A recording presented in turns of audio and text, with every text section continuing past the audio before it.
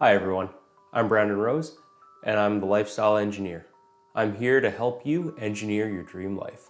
Thanks for watching today's video where we go over the 5 easy tips for a better night's sleep.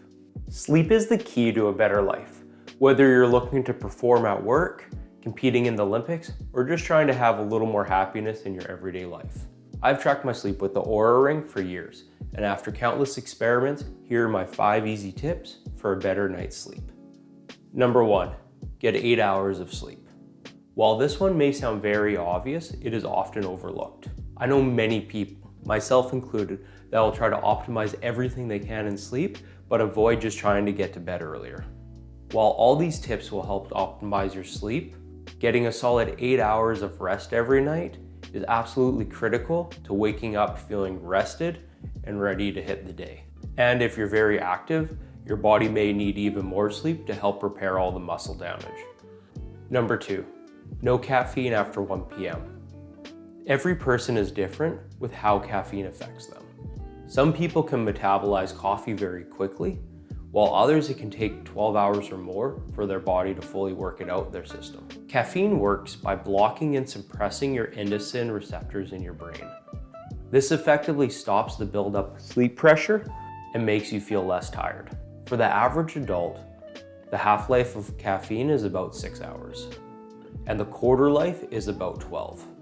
So then if you have your last coffee at 1 p.m., you can still have 25 to 50% of the caffeine circulating through your body if you go to bed at 10. Having caffeine in your system not only makes it more difficult to fall asleep, it also reduces your quality of sleep, which leaves you feeling less rested when you wake up. Tip number 2, no eating or drinking 2 hours before bed. When you go to bed, you want your body to be winding down and not having to work at digesting food still in your system. If you did eat close to bed, then your body will continue to send blood and energy down to your digestive system. This keeps your body temperature high and reduces how restorative of a sleep you get. If you're drinking alcohol, then your body will need to metabolize this before you can get into a deep restorative sleep. And whenever I drink, I find that my sleep quality is always much lower. Any more than one drink and I have significantly less REM sleep, and I also end up moving a lot more throughout my sleep. Even drinking water should be avoided close to bed. Waking up to go pee reduces the total amount of time you're spent asleep and resets your sleep cycle. So try to avoid drinking altogether and having to get up for that 3 a.m. bathroom break. Tip number 4, nothing productive 1 hour before bed. Falling asleep is obviously critical in getting a good night's rest. However, as humans, we love to self-sabotage and cram as much stuff as we can in that final hour before bed. This doesn't work. Being productive before bed just ends up extending the time that it takes us to fall asleep, which shortens the overall time spent resting and restoring.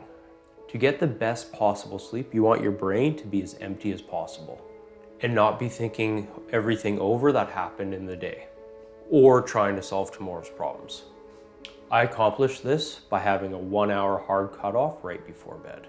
In that hour, I do the following to help prime myself ready for sleep. I do a 5-minute gratitude journal, have a relaxing shower, stretch, currently I'm using the GoWatt app, floss and brush my teeth, and then I'll read in bed for 15 to 25 minutes before I fall asleep.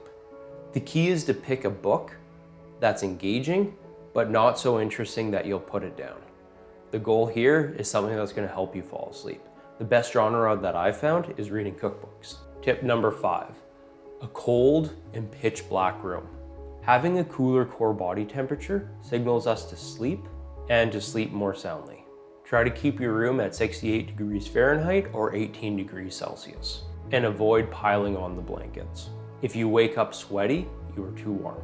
I found that the best setup for me is having the room at 17 degrees using a thin sheet and a thin blanket. As the room warms up throughout the night, I'll still stay cool and relaxed. There are companies like ChiliPad and 8 Sleep that make a cooling mattress pad, and although I haven't tried it personally, I've heard rave reviews by a lot of high performers. In addition to having a cold room, having a pitch black room creates an environment that your mind and body can turn off in. If you constantly have flicking lights or noise inputs, then your mind will still be processing these and trying to figure out if it's a threat or not. And a bonus tip, get 10,000 steps. No top 5 list would be complete without a bonus 6, so here it is. Getting 10,000 steps as a baseline outside of even exercise is a great way to make sure that your body is getting the movement that it craves. By moving your body, especially outside, everything will feel better, from your eyes to your joints to your soul. The other benefit to getting enough movement is that it helps accumulate sleep pressure and fatigue, which makes it much easier to fall asleep. I know I always sleep like a baby after a day on the lake or after a long hike. Thanks for watching, and if you enjoy this content, please check out another one of these videos. Thanks.